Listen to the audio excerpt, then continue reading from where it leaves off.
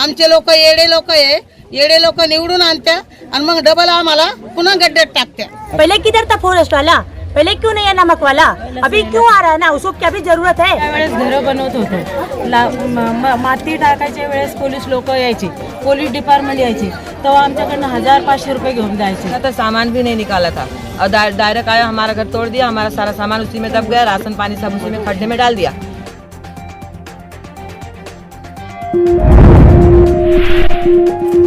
Please subscribe and share SWA News।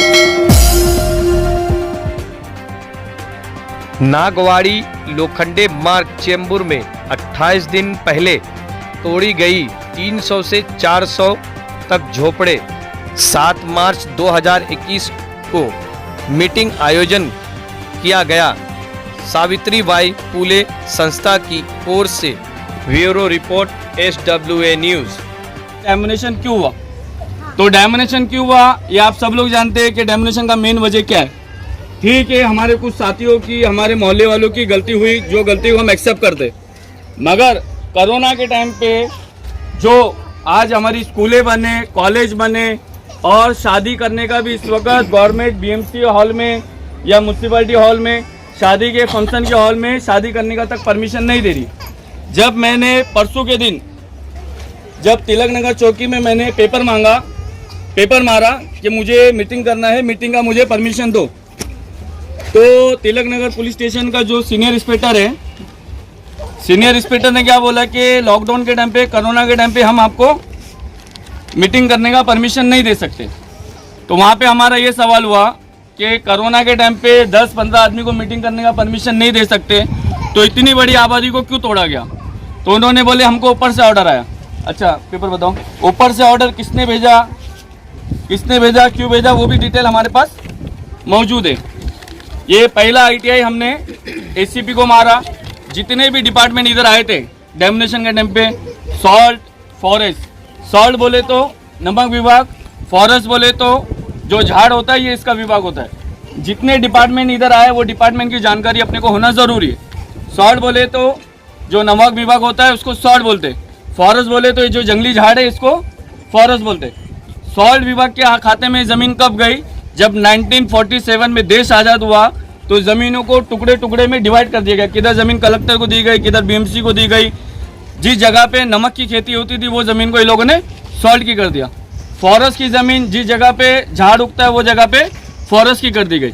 ये ज़मीन तो हम मानते हैं सॉल्ट की है, फॉरेस्ट की, मगर ये ज़मीन हम हिंदुस्तानी नागरिक है, हम हिंदुस्तानी की तो है। घर अगर हम हिंदुस्तान के मजदूर हैं, हिंदुस्तान में रिक्शा चलाने वाले हैं, टेलर का काम करने वाले हैं, मट्टी उठाने वाले, तो हम जाके घर अफगानिस्तान में तो नहीं बनाएंगे, यहीं बनाएंगे ना। यहाँ बनाएंगे क्या बाहर मुल्क में बनाएंगे? इधर ही बनाएंगे। तो हमने हमारे अधिकार के हिसाब से हमने हमारी ज़मीन पे अपने घर बनाए। गवर्नमेंट का ये रूल है, कोई भी राज्य सरकार का ये कानून है, 5 साल चाहे फुटपाथ पे हो या किसी झाड़ के नीचे कोई फैमिली रहती है, मियाँ बीबी हस्बैंड या उनको एक आध अगर बच्चा हो जाए, गवर्नमेंट का ये कानून है 2005 के कानून के मुताबिक महाराष्ट्र राज्य सरकार के नियम के अनुसार उसको घर देना चाहिए। मगर 10 से 15 साल हो गया, उसके बावजूद भी कोई भी गवर्नमेंट अपने से बैठ के घर के बारे में बात करने तैयार नहीं। इसकी वजह क्या है? हमारे में एकता नहीं। हम क्या करते हैं, कभी उठ के ये नेता के पास, कभी उठ के वो नेता के पास, कभी इधर अलग मीटिंग, कभी उधर अलग मीटिंग। जब तक अपन अलग अलग रहेंगे अपन सक्सेस नहीं होंगे। इस बात को आपको एक्सेप्ट करना पड़ेगा। अगर आप लोग हमारी कमेटी का हमारा आप साथ देंगे तो इसका हमने प्रोजेक्ट ये रखा हुआ है। गवर्नमेंट से 3 मांग की है। पहली मांग ये की गई है कि आप आओ, हमारे डॉक्यूमेंट्स देखो और जो भी तुम्हारी फीस है, ज़मीन का जो लैंड का जो फीस है वो फीस ले लो, हमको ये जगह पे रहने दो। दूसरा, पहला मांग क्या किया गया कि जो ये ज़मीन की तुम्हारी कीमत है कैपेसिटी के हिसाब से वो हम देने तैयार है, हमको यहाँ रहने दो। दूसरा मांग ये किया गया है कि राय रोड में, मस्जिद बंदर में जो लोग फुटपाथों पे रूम बनाए थे, आप लोगों को पता होगा कि मस्जिद बंदर में, VT में कितने लोगों ने फुटपाथ में, कलकत्ता वाले, बांग्लादेश वाले, दूसरे लोगों ने रूम बनाया, मगर गवर्नमेंट ने, यही राज्य सरकार की गवर्नमेंट ने उनको तोड़ के आज माड़ा में, MMRD में, BMC की बिल्डिंगों में रूम दिया। तो दूसरा हमारा प्लान ये है कि अगर हमको इधर नहीं रहने देते तो कम से कम हमको माड़ा का रूम दो। इस पर आप लोग एक्सेप्ट है? कितने लोग एक्सेप्ट है? हाथ उठाओ। आप लोग इस चीज़ को एक्सेप्ट है? ठीक। तीसरी और आखिरी चीज ये, अगर ये जमीन पे नहीं रखा जाता है या MMRD का रूम हमको नहीं दिया जाता है तो गवर्नमेंट के पास प्रावधान है कि इस जमीन के बदले में दूसरी जमीन दी जाए। तीसरा इशू यहाँ पे सबसे बड़ा ये बनाया गया है कि यहाँ पे रेप हुआ, यहाँ पे मर्डर हो रहा है, यहाँ पे तलवार हो रही है, यहाँ पे मारामारी हो रही है। 15 साल के रिकॉर्ड के अंदर हमारी खाड़ी के अंदर मैं पूरी गारंटी से लिख के दे सकता हूँ कि एक भी रेप नहीं हुआ, नहीं हुआ, एक भी रेप नहीं हुआ। 15 साल के अंदर हमारी खाड़ी के अंदर एक भी 307 नहीं बना, एक भी 302 नहीं बना, एक भी 304 नहीं बना। कोई बता सकता है कि एक मर्डर हमारी खाड़ी के आदमी ने किया या हमारे खाड़ी के आदमी का हुआ? कोई बता सकता है? तो ये एक बिल्डर लॉबी है, ये एक बिल्डर के तहत तोड़ा गया। हम हर डिपार्टमेंट में डेमोनेशन का एप्लीकेशन का पूछ रहे कि आपने एक नोटिस किसको बोला जाता है, जैसे मौसी है 2006 का राशन कार्ड है, 2008 का इलेक्शन कार्ड है, लतीफ़ा है 2005 का 6 का, इसका भी प्रूफ मिलेगा, वो मौसी का भी मिलेगा, सुरेगा ताई है, मुन्नी है, इनका सबका जूने लोगों का प्रूफ मिलेगा। नोटिस देने का मतलब होता है पर व्यक्ति का नाम लिख के उसको नोटिस दे के फिर उसका नाम उसकी चीज़ अपनी डायरी में एंट्री करके नोटिस दिया जाता है। मगर ऐसा कुछ भी नहीं करे बिना गवर्नमेंट ने एक जेरोक्स, अब ये आप पता कर लो कि ये गवर्नमेंट ने तोड़ी है कि बिल्डर लॉबी है। अगर गवर्नमेंट कोई भी चीज़ करती है तो बाय राइटिंग आपको पेपर देना चाहिए कि नहीं देना चाहिए? हर आदमी का नाम देना चाहिए कि नहीं देना चाहिए? एक नो ऑब्जेक्शन लेटर के जैसा एक खाली जेरोक्स निकाल के आप लोगों को दे दिए और दोने के बाद इतना बड़ा घर इन्होंने डेमोनेशन कर दिया। सबसे पहला मेन इशू तो ये है कि इन्होंने नोटिस हमको दिया नहीं, विदाउट नोटिस इन्फॉर्मेशन देके इन्होंने नोटिस के नाम पे हमारा घर तोड़ा है। वो लोग पैसा दे के बचा ले, अपन गरीब लोग का अपने पास पैसा नहीं है करके अपना झोपड़ा नहीं बच रहा। एक बात होगा, इधर इतना दलदल था, आदमी ऐसा खड़ा रहेगा ना पूरा अंदर उतरता था। इतना गरीब लोग के मट्टी ढो के मट्टी डाल के बना के हाँ तो भी लोग बना के रह रहे तो भी नहीं रहने दे रहे। देखो अभी आप सुनो, ये किधर भी कुछ भी हो गया, एक एक गली में एक एक औरत दो दो औरत खड़ा रहो, किधर कुछ होएगा ना आदमी लोग नहीं आए तो चलेगा, लेकिन सब औरत लोग खड़ा रहो, सब अपना झोपड़ा कुछ तो होए। कोई आया क्या अपने को देखने के लिए? कोई नहीं है। इतना लॉकडाउन में इतना छोटा छोटा बच्चा लेके रह रहा है, देखो 6 महीने का बच्चा, मच्छर रात भर बच्चों को हिलाते बैठते, औरत में रात में इधर ही बैठते, उसको ही देखते बैठते। इसलिए मैं क्या बोल रहा, सब औरत लोग इकट्ठा हो जाओ, गली में दो दो औरत लोग खड़ा रहो। जो गली में 2 औरत है, तुम एक गली में तुम्हारा तुम बताओ, दूसरा गली में वो 2 औरत खड़ा है उसको बताओ, जो भी होगा। अभी देखो परसों के दिन वो वॉचमैन आए, क्या उसका नाम रे, जो पुलिस वाला फॉरेस्ट वाला आता है ना, ये औरत कपड़ा बदली कर रही, उसके घर में घुस के वो लड़की को बाहर ढकल के वो पतरा तोड़, कोई नहीं बोल रहे। फिर बाद में मैं बड़बड़ करी, पुलिस लोग को बोली, पुलिस लोग भी बोलते हैं अनलीगल जगह है, अनलीगल जगह। ये सब तो अनलीगल ही जगह है। ये बड़ा बड़ा बिल्डिंग बनाई वो भी अनलीगल, क्यों? वो लोग पैसा दिए लोग, अपन गरीब के पास पैसा नहीं है, इसलिए अपन मजबूर हो पैसे के लिए। इतना हाथ जोड़ के विनती करते मैं सब औरत लोग अपना साथ में रहो, अपन कुछ ना कुछ नहीं, अपन उपोषण को बैठेंगे, आंदोलन निकालेंगे, लेकिन जागा नहीं छोड़ेंगे। इतना बात मेरा मानो तो बस इतना ही।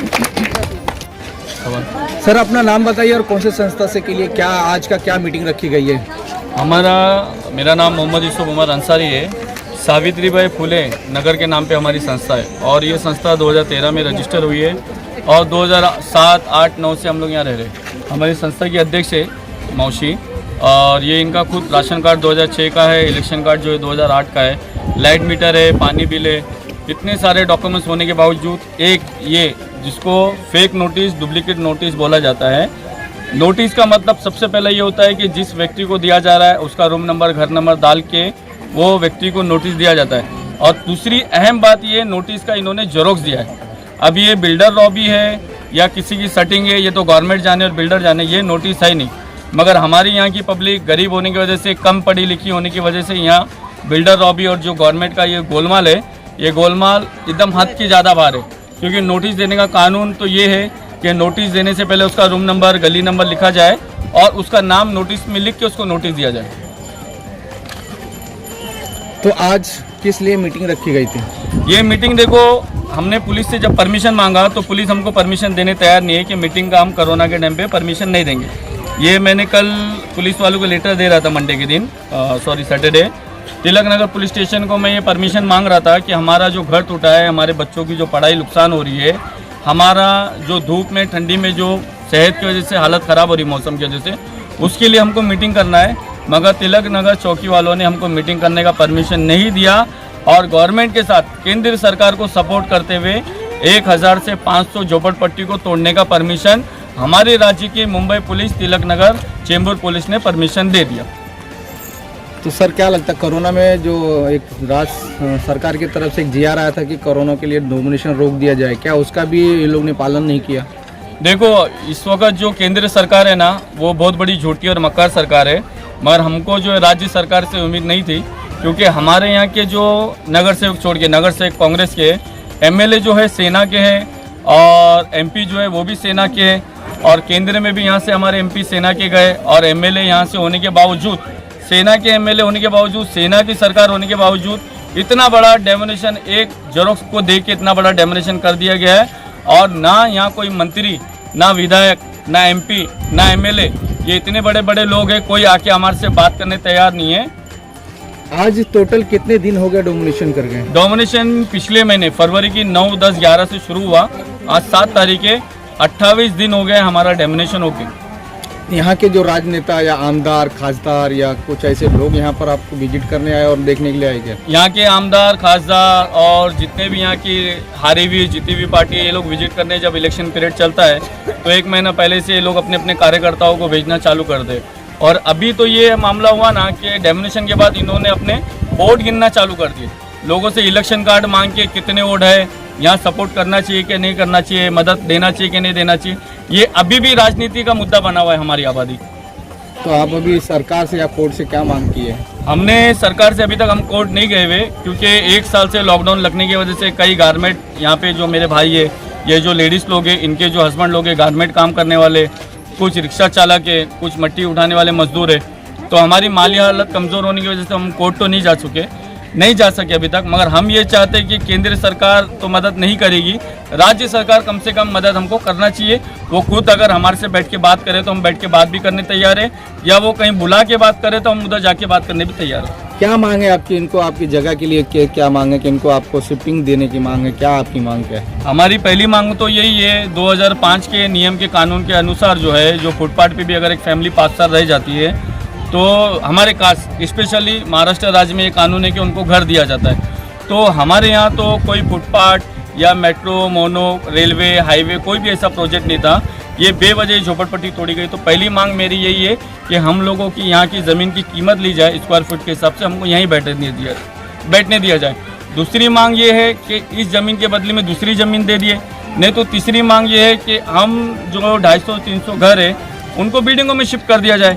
एक बिल्डिंग में 88 रूम होते हैं, 3 बिल्डिंग में हमारी पूरी पब्लिक आ जाएगी।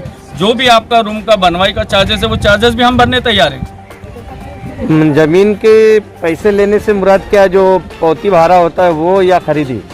देखो, राज्य सरकार में एक नियम ये है 2005 के अनुसार कि जो लोग जिस जगह पे बैठे, जो जगह डमी है, खाली है, उस जगह से अगर उस जगह से गवर्नमेंट को कुछ प्रोजेक्ट नहीं करना है, कुछ काम नहीं करना है, तो उस जगह की कीमत मीटर के हिसाब से लेगी। उनको कुछ 25 से 30 साल 29 साल लिस्ट पे सरकार दे सकती है, राज्य सरकार अगर चाहे तो।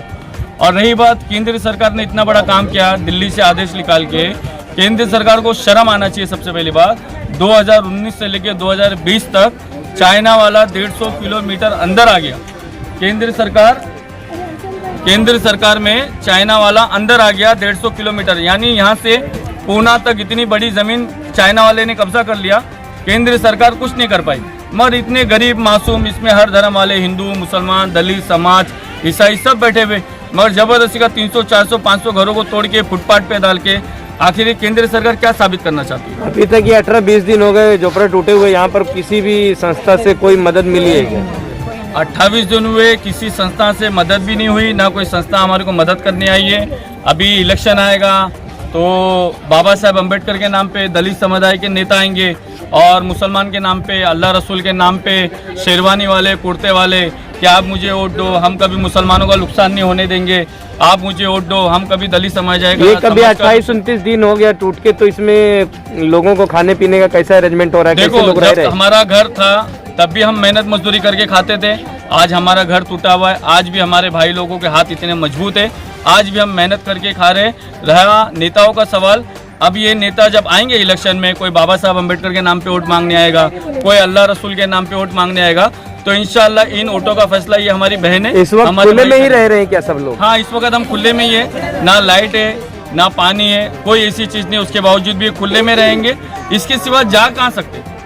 ये बॉम्बे में 10 बाई 10 के घर रहते लोगों को, कौन सी बेटी को कौन सी माँ अपने घर में रखेगी, कौन सा भाई कौन से भाई को अपने घर में रखेगा? सिर्फ तोड़ा गया है या जमीन को भी खोद दिया गया है? ये जमीन को तोड़ के, ये नोटिस के ताल्लुक से मैं आपको बताऊं, ये नोटिस के ताल्लुक से खाली आपका सामान निकालो, हम तोड़ेंगे करके बोला गया था। इसमें कहीं भी नहीं लिखा है कि खड्डा हम मारेंगे। जब खड्डा मारने का लिखा नहीं गया है तो यहाँ पे चलने वाली जीसीपी का किराया किसने दिया, चलने वाली जीसीपी को डीजल किस बिल्डर ने दिया, और इतना बड़ा खड्डा मार के फुटपाथ पे छोड़ के केंद्र सरकार को और यहाँ के शासन को क्या फायदा हुआ? सर, इसमें कहीं ना कहीं कोई बड़ा बिल्डर लॉबी का हाथ, ऐसा जानकारी मिली है क्या? नहीं, अभी हम लोग ने फॉरेस्ट में भी लेटर मारा हुआ है, सॉइल डिपार्टमेंट में भी लेटर मारा हुआ है, बिल्डर का भी हाथ हो सकता है इसमें। 99% इसमें बिल्डर का ही हाथ है और राज्य सरकार इससे बेखबर है। इंशाअल्लाह ताला हम, हमारी कमेटी राज्य सरकार के अनिल देशमुख साहब से, सीएम साहब से, आदित्य ठाकरे साहब से, जो हमारे परिवहन मंत्री है, गायकवाड़ साहब की बेटी है उषा गायकवाड़, एजुकेशन मंत्री, हम उनसे सबसे मुलाकात करके हम ये कोशिश करेंगे कि उनको ये सारी चीज़ों से आगाह किया जाए। ये जो खड्डा किया गया है, तकरीबन कितना खड्डा किया गया रहेगा? खड्डा है ना, मतलब फुट? हाँ, खड्डा है जो कम से कम 10 से 15 फुट खड्डा अंदर किया गया है और हर घर के बीच बीच में से खड्डा मारा गया है। यहाँ पे एक मदरसा था मेरा खुद का, मेरे बाजू में तिवारी जी का मंदिर था, भाई का यहाँ पे साईं बाबा का मंदिर था, 2 बुद्ध विहार था, 3 से 4 मंदिर थे, 3 से 4 मदरसे थे। जहाँ ऐसी धार्मिक चीज़ें थी, उस धार्मिक चीज़ों को पूरा तोड़ के और स्पेशली ये खड्डा मारा गया। मुझे नहीं पता चल रहा ये केंद्र सरकार हिंदुस्तान की है कि ये अंग्रेजों की। 150 रूम तोड़ेंगे और ये पेपर में हमारे को नोटिस में बताया गया है कि 150 से 200 रूम में, मगर एक सर्वे के मुताबिक यहाँ पे 500 से 700 के करीब यहाँ रूम है और उसका फैसला हम सरकार से मांगेंगे। फॉरेस्ट वालों ने झाड़ को भी, फॉरेस्ट विभाग जो आता है ये खास करके झाड़ के लिए बनाया गया है 1947 में, और 1948 में ये फॉरेस्ट विभाग कंफर्म हुआ, मगर ये फॉरेस्ट विभाग नहीं है, ये स्पेशली बिल्डर विभाग है। ये बिल्डर विभाग होने की वजह से तो झाड़ की जड़ों को पूरा काटा गया। अगर ये झाड़ आधी रात को टूटेगा और गिरेगा तो इसका जिम्मेदार कौन बनेगा? और केंद्र सरकार इतनी लायकदार है तो कितने अब तक चोरों को पकड़ के लेके गए? केंद्र सरकार आने के बावजूद कितने हिंदुस्तान के चोर तो विदेशों में चले गए। ये हमको अगर कानून कायदा सिखाना चाहते हैं ना, तो इनका कोई भी बड़े से बड़ा, प्यून से लेके साहब से लेके इनका बड़ा भी मंत्री आए, हमारे साथ में टेबल पे बैठ के बात करे, जो ये कानून पढ़ के रिश्वत खिला के ये जो सीटों पे बैठे हुए, उनका जवाब हम इस जमीन पे बैठ के देने हम तैयार है। मी इथं किती दिवसापासून राहते, म्हणजे 10-15 वर्ष झालं इथं राहते मी। हे बघा, हे नारळाचं झाड आहे, हे माझ्या हाताने मी लावलेलं आहे हे नारळाचं झाड। तरी पण आमचं हे 10 नंबरची गल्ली पहिला बी स्टे काढले होते ह्यांच्यामध्ये, तर त्यांनी काय बघितले नाही। आमचं स्टे चालू आहे, आम्ही पेपर दाखवायला गेले तर पेपर काय ते लोक बघत नाही, म्हणजे धक्का मारला, इकडलं तोडत नाही इकडलं तोडत नाही, फक्त त्या कडचं नवीन झोपडेच तोडतो म्हणून पाठीमागून 2-3 बुलडोजर घालून माझं तर एक सामान राहिलं नाही बघा, सगळं ह्याच्यामध्ये अडकलं। आणि एवढे खड्डे काढले, म्हातारे माणसांना यायला येणं का जायला ना, बसलेलं जागी रातभर म्हातारे माणसं तिथंच बसून राहिले, एक जून पण उठायला येणार। किती एवढ्या खड्ड्यामध्ये कसं जाणार, पलीकडच्या जायचं, सामान कुठं शोधणार? हा, काय करायचं, कोण मदत? तुमची काय मागणी सरकार, महाराष्ट्र सरकारकडे काय मागणी आम्हाला आहे? किती आमची हाय खोली आम्हाला तेवढं देऊ द्या, त्याच्यावरच आम्ही आभार मानतो त्यांचं। इकडे येऊन तरी लक्ष तरी द्या की मेले का जिथे पब्लिक ज्या टायमाला इलेक्शन येतं त्या टायमाला हात जोडत्या, पाया पडत्या। आमचे लोक येडे लोक आहे, येडे लोक निवडून आणत्या आणि मग डबल आम्हाला पुन्हा गड्ड्यात टाकत्या। आता पुढच्या वर्षी 2022ला आता नगरसेवकच्या इलेक्शन आहे, त्या नगरसेवक मध्ये तुम्ही काय विरोध करणार त्यांच्या लोकांच्या राज्यात? आता आम्हाला जर त्यानं मदत केली तर आम्ही त्याला मदत करू, नाही तर आम्ही त्यानं आमच्याकडे कानाडोळा केला तर आम्ही तर झोपणारच गोधडे घेऊन घरामध्ये, चादरा पण घेऊन झोपू। आणि मी काय सांगणार सगळ्याला, मी तर नाही जाणार पण दुसऱ्याला पण जाऊ देणार नाही, मी पण नाही जाणार। असा 2022ला इलेक्शनला तुम्ही चुनाव म्हणजे जे आता तुमच्याकडे सपोर्ट करणार त्यांनाच देणार, जे आम्हाला साथ देईन, जे आमची मदत करण, अजून बी आम्हाला आवश्यकता आहे की आमचं कोणी मदत करण, ज्यानं मदत केली आम्हाला त्याला आम्ही 100% त्याला मतदान करू, नाही तर आम्ही झोपून राहू घरामध्ये. हमारे पास घर नहीं है और हमारा सब प्रूफ इसमें घूम गया है और हमारे को जबरदस्ती धोखे से हमारा रूम तोड़ा गया. पुलिस वाला बोला जिस घर में फैमिली रहेगी वो घर नहीं तोड़ा जाएगा, आप बच्चे लोग को लेके बैठो. और जो हमने बैठा था सामान भी नहीं निकाला था और डायरेक्ट आया, हमारा घर तोड़ दिया, हमारा सारा सामान उसी में दब गया, राशन पानी सब उसी में खड्डे में डाल दिया. अब हमारे पास कुछ है नहीं कि हम बच्चे लोग को क्या खिलाएंगे. यहाँ पे लोग फॉरेस्ट वाले आके इतना अत्याचार किए, जहाँ हम लोग इतनी जिंदगी मैंने कभी नहीं देखी, इतना उम्र चले गए हमारा, मैं कभी नहीं देखी. छोटे छोटे बच्चे, एक औरत डिलीवरी हो गई, एक लड़की वो कपड़ा पहन रही थी, फॉरेस्ट वाले अंदर घुस गए, उसका 10वीं का पेपर है. एक लड़का पेपर की तैयारी में, उसका पूरा डॉक्यूमेंट्स, उसका पूरा पेपर, उसका बुक्स वगैरह सब अंदर है, वो लड़के ने हाथ काट लिया, कुछ दवाइयाँ खा लिया. ये सब देख के बच्चे यहाँ पे इसका गड्ढा खोद दिए, बच्चे यहाँ पे छोटे छोटे बच्चे गिर गए, बुढ़े बुजुर्ग नहीं आते. ये पार्वती तड़कल अकेली यहाँ रहती है, रात को कोई भी आता है कोई भी जाता है. जैसे इन लोगों के जितनी भी, जैसे कितने सालों से जब उन लोगों को कुछ आँख नहीं दिखाई दिया, अब एक बैग उन लोगों ने पूरे उनकी झोपड़, उनका घर को उनका सब तितर बितर करके उन्हें खड्डा डाल दिया. अब इतने सालों से उन लोग है, तो मैं चाहती हूँ क्या उनको उनकी जगह जमीन उनको दे. कोई सरकार को इतनी जमीन, इतनी थोड़ी जमीन देने में उनका कोई तकलीफ नहीं है. सरकार को कोई तकलीफ नहीं है, सरकार को इतनी सी जगह देने के लिए. और भी कुछ भी उनका प्रोजेक्ट वगैरह और भी किधर बना सकते हैं. क्यों इन गरीबों का इतना नुकसान करके, इन लोगों का इतना बर्बाद करके वो अच्छा नहीं करे. बाकी ये नेता तो आके उन लोगों को झाड़ते हैं, जब वोट चाहिए तो बराबर आ जाते हैं, जब वोट मिल जाते हैं उनके पास मुड़ के देखते नहीं. कई बार तोड़ के चले गए, उन लोग बना के रहते हैं. अब तो इतने बड़े बड़े खड्डे डाल दिए कि पूरी एक और ऐसे ऐसे गिर रहे हैं, इतना मच्छर काट रहे हैं उन लोगों को, कितने बीमार हो जा रहे हैं. तो इन लोगों को सब कोण देखेगा. नाव द्रुपदा कांबळे. आम्ही 10 ते 12 वर्षापासून इथं राहतो, उघड्यावर राहतो. आम्ही ज्या वेळेस घरं बनवत होतो, माती टाकायच्या वेळेस पोलीस लोक यायचे, पोलीस डिपार्टमेंट यायचे, तेव्हा आमच्याकडनं 1500 रुपये घेऊन जायचे. सामान काय लाकडं पत्रे आणले घरं बनवायच्या टायमाला, तेव्हा पोलीस लोक येऊन आमच्याकडनं पैसे घेऊन जायचे.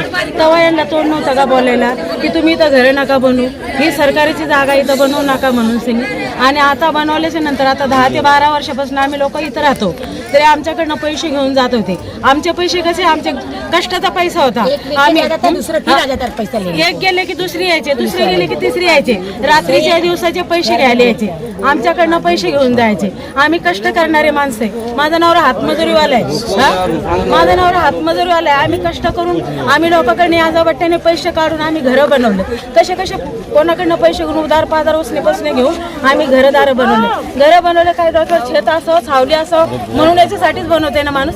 आणि आम्ही जर पैशावाले जरी असतो, त्या दगडा मातीत एवढ्या मच्छरात एवढ्या घाणीत आम्ही लोक राहिलो असतो का?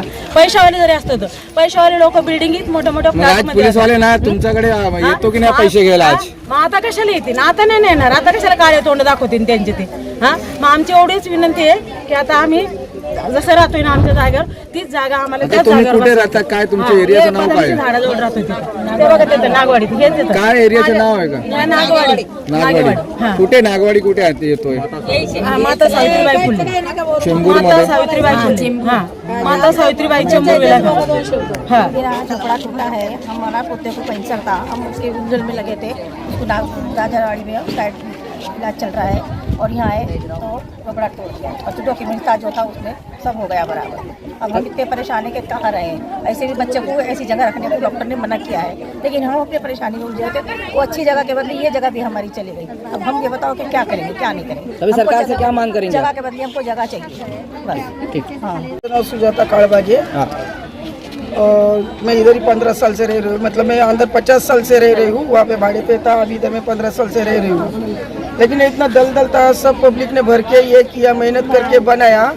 और अभी सीधा ये लोग सब मैदान होने के बाद अच्छा से आते हैं और डिमोलेशन करके जाते. तो ये गरीब लोग जाएंगे किधर? तो तुमने पहले ही 15 साल पहले ही बनाने को नहीं देने का था ना. इतना साल तुम लोग चुप बैठे, सब भर डाल के ले लिया तुमने, सब लेवल करके ले लिया. अभी अच्छा हो गया तो तुम बिल्डर को बेचने के लिए, इसके लिए तुम प्रॉपर्टी बनाने के लिए तुम अभी गरीब लोग को रास्ते पे निकाल के इधर झोपड़ा बनेंगे. तो ये गरीब लोग जाएंगे किधर? हमारा भी अभी अंदर संस्था भी है, हम लोग एक दूसरे के लिए, नशा के लिए, सब झोपड़पट्टी में हम लोग काम करते हैं.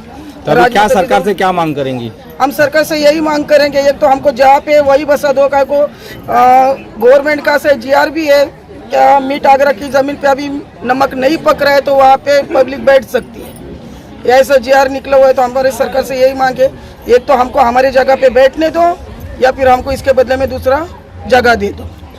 सारी है। हम लोग यहाँ से ना 12 साल उससे हम लोग रहते इधर। हाँ, तो कैसा था जब गवर्नमेंट पहले किधर थी, जब 2 झोपड़ा था तभी तोड़ के जाना चाहिए ना उसको, और अभी ज्यादा हो गया तो वो तोड़ के जा रही है। तो हमको ये तकलीफ है, हमारे छोटे छोटे बच्चे हैं, तो हमको जिस जगह पे रहते हैं हमको उसी जगह पे दो।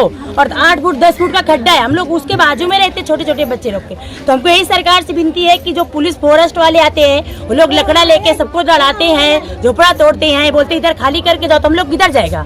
पहले किधर था फॉरेस्ट वाला, पहले क्यों नहीं है नमक वाला, अभी क्यों आ रहा है ना, उसको क्या भी जरूरत है। पहले जब खड्डा था पूरा झाड़ था तब क्यों नहीं था, अभी हम लोग बना लिए तो अभी क्यों आ रहा है वो, जमीन दे के पब्लिक को दे के डरा के भगा रहा है। तो हमारी यही विनती है सरकार से कि जहाँ पे हम लोग रहते हैं हमको वही जगह दो, या तो उसके बदले किधर दूसरी जगह दो।